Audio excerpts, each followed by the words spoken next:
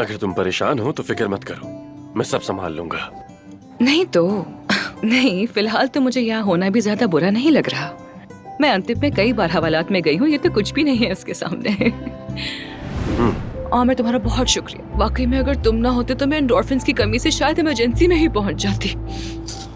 यानी जेल की सलाखत तो जैसे तैसे बर्दाश्त हो गई, लेकिन चॉकलेट के बगैर गुजारा नहीं होता, बिल्कुल नहीं होता। बहुत पसंद है ये। एंजॉय करो। जल्दी आओ ना।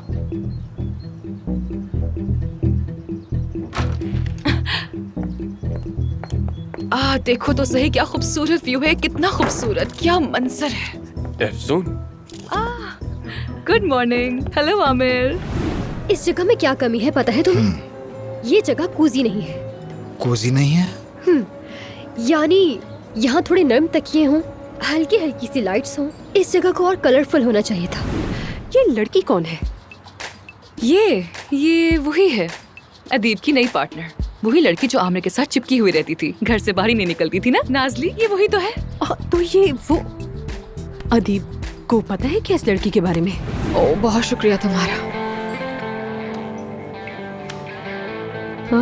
जरा गले लगना तो देखो, नजर आ रहा है कैसे बातें हो रही हैं।